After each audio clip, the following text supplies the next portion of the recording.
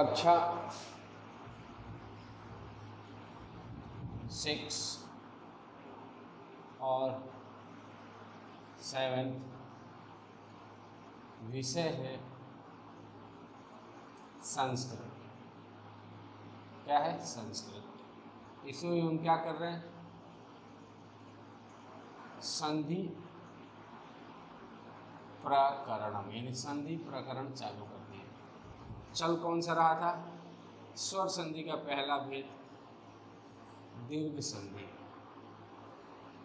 इसके उदाहरण कर रहे हैं। नियम आपको मैं बता दिया था, उदाहरण जैसे नंबर 1 में दिया श्री प्लस ईशा, ये पहला पद, ये दूसरा पद। पहले पद के अंत में देखिए बड़ी ई आ गया, प्लस करके दूसरे पद की शुरुआत में बड़ी ई आ गया। इन दोनों को जोड़ेंगे तो ये अपने दीर्घ स्वरूप में ही रह जाएंगे, बड़ी ई। अब इसके ऊपर से ई हटा ली तो ये आधा। इन दोनों ई को जोड़ करके हम बड़ी ई बनाए हैं, प्लस श और विसर्ग। इनको आपस में जोड़ देंगे तो क्या बन जाएगा? श्री शाह। ठीक है। उदाहरण नंबर 2, दूसरा उदाहरण है इति प्लस ई। इति प्लस ई, पहला पद दूसरा पद। यहाँ देखिए पहले पद के अंदर छोटी आ रहा है, दूसरे पद की शुरुआत में छोटी आ रहा है। इन दोनों को जोड़ेंगे तो ये अपने दीर्घ स्वरूप बड़ी में बदल जाएंगे।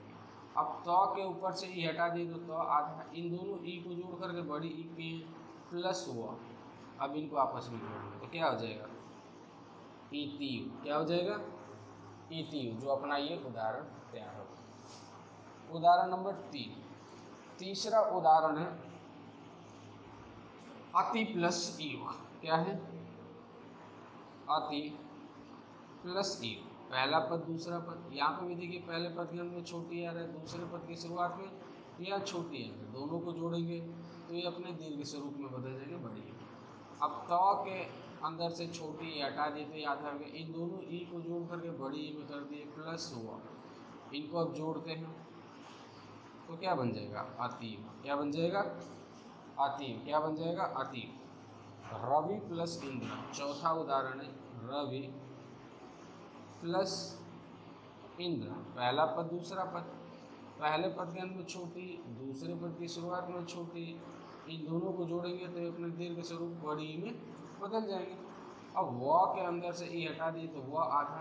इन दोनों ई को जोड़ करके बड़ी ई बनाए हैं, प्लस आधा में द्र और विसर्ग। इनको आपस में जोड़ देंगे तो अब जुड़ जाएगा रविंद्र।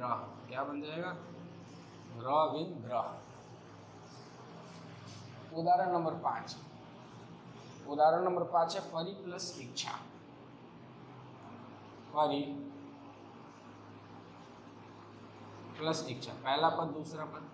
पहले पद के अंत में छोटी है, दूसरे पद की शुरुआत में क्या है? बड़ी ई है। इन दोनों को जोड़ेंगे तो भी अपने दीर्घ स्वरूप बड़ी ई में बदलेंगे। अब र के ऊपर से ई हटा ले तो र आधा। इन दोनों को जोड़ करके बड़ी ई हो गया, प्लस छा। अब जोड़ दो, परीक्षा। क्या बन जाएगा? परीक्षा। क्या बन जाएगा? परीक्षा। गौरी प्लस ईशा। गौरी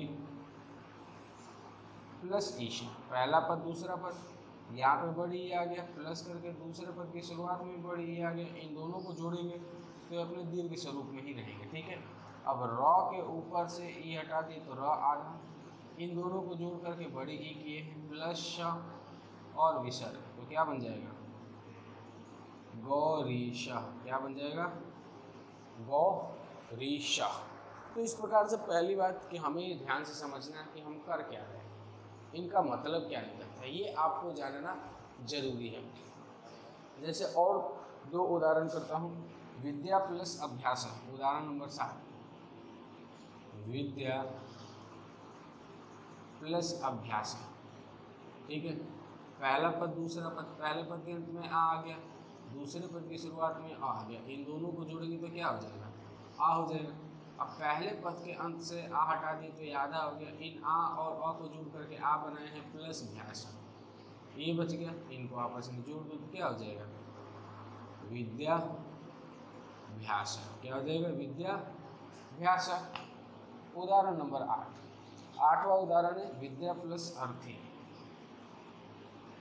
विद्या प्लस अर्थी।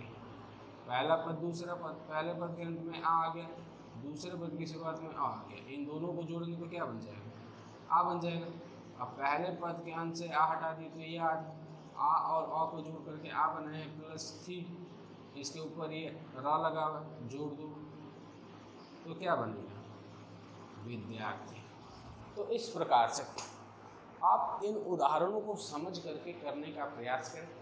आज के लिए इतना ही मेरी तरफ से आपको समझाया उदाहरणों को, इन उदाहरणों को समझें और यदि आपको कुछ समझ में नहीं आता है तो वीडियो को एक बार नहीं बार बार देखें, उसके बावजूद भी समझ में नहीं आता है तो आप हमसे पूछें कि ये किस प्रकार से किया गया है, मैं इस चीज़ को दोबारा आपको बताऊंगा। आज के लिए मेरी तरफ से इतना ही, धन्यवाद।